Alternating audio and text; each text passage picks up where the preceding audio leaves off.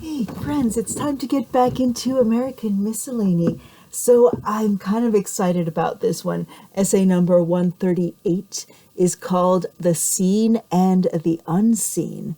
I don't know, sometimes these titles are a lot better than their contents. We'll see. You know, the authors of these essays are, of course, completely random, so we don't know if it's going to be good or not. But, you know, this great big book is a collection of all these essays. It was published in 1865. So, you know, they may have had a very different perspective of what seen and unseen might be. We've just finished essay number 137 called The Sons of the Ocean. Very subjective essay there about sailors, I guess. So let's get into it. We're here reading American Miscellany on page 334. And let's read together essay number 138, The Seen and the Unseen. There is a spiritual element interfused through the whole material world, and which lies at the source of all action. It is this which lifts the world out of chaos and clothes it with light and order. The most ordinary act springs out of the soul and derives its character from the soul.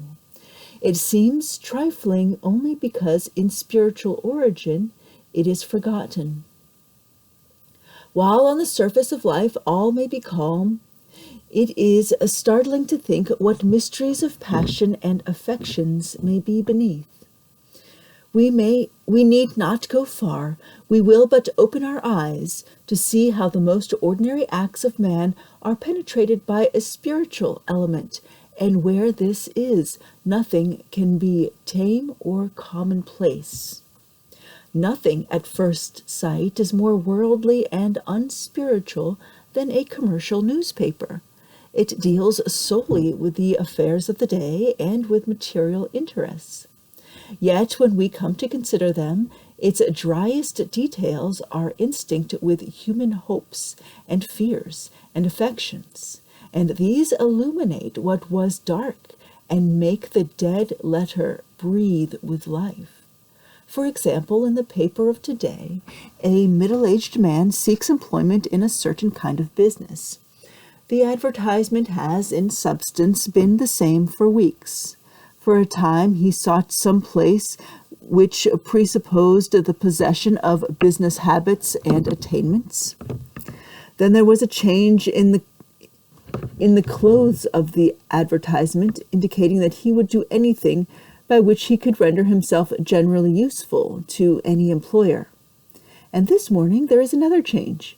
He is willing to commence with low wages, as employment is what he especially wants. All this is uninteresting enough, yet what depths of life may lie underneath this icy surface of business detail. It is easy for the fancy to seek out and make acquaintance of this man. Could we but look through these long lines of advertisements into the hearts of those who have published them, what a revelation would there be of human life! Here are partnerships formed and closed, young men entering into business, old men going out of it, new inventions and speculations, failures, sales of household furniture and dwellings. They had classifieds back in 1865. What do you know? These have been attended by the most sanguine hopes, by utter hopelessness, by every form of fear, anxiety, and sorrow. Amen. This young man, just entering business, looks forward with anticipations bright as the morning to his marriage day. This sale of furniture speaks of death, diminished fortunes, a scattered family. There is not a sale of stocks which does not straiten or increase the narrow means of widows and orphans. This long column of ship news, 1,000 hearts are this moment beating with joy and thankfulness, or are oppressed by anxiety, or crushed down by sorrow, because of these records which to others seem so meaningless.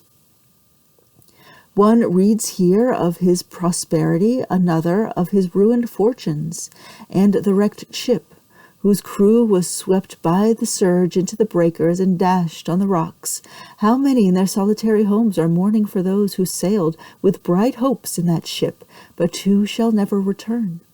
And more than this, could these lines, which record the transactions of daily business, tell of the hearts which indicted them, what temptations and struggles would they reveal? They would tell of inexperience deceived or protected, of integrity fallen or made steadfast as the rock of mortal trials, in which noble natures have been broken down or built up. Had we the key and the interpretation of what we here read, this daily chronicle of traffic would be a sadder tragedy than any which Shakespeare wrote. It is the same with all human labor. The Spirit giveth life. Were it not so, earth would be a dungeon. If toil were only toil, or if it had no object but the supply of one's own bodily wants, to gratify hunger and thirst, or to minister to luxurious appetites, if this were all, the labor of man would be as the labor of brutes. But all the product of man's labor are but symbols of a spiritual life beneath. To the outer eye, what toilsome drudgery is oftentimes the life of a mother of a family. She labors by day, she watches by night. Her years are worn out in disconnected, trifling occupations. And yet, could we look beneath? When the mind is right, we shall find all these details bound together, elevated, hallowed by the spiritual element blended with them.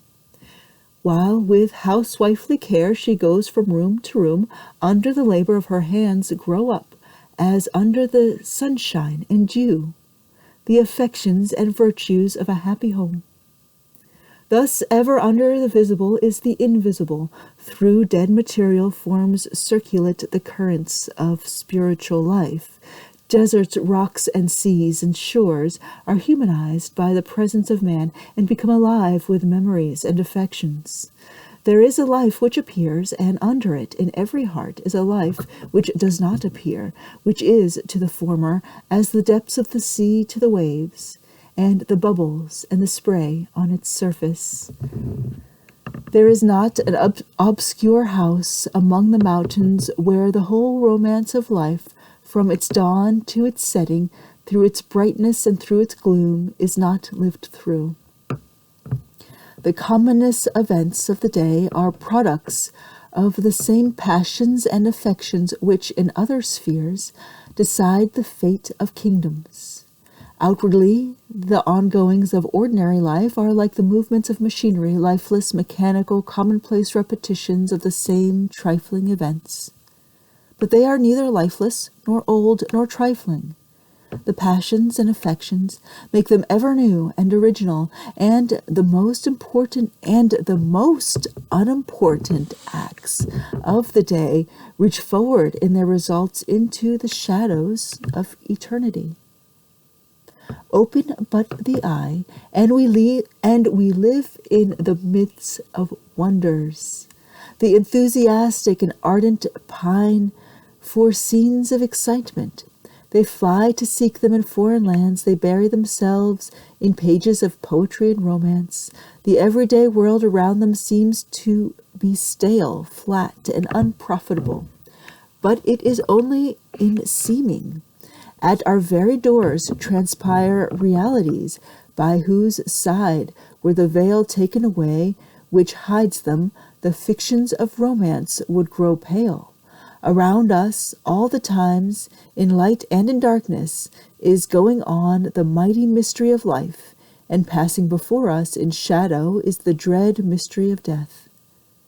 Want and prosperity, anxieties which wear out the heart of youth, passions which sink it to the dust, hopes that lift it to the heavens, hid by the veil of custom and the senses, these are alive all around us.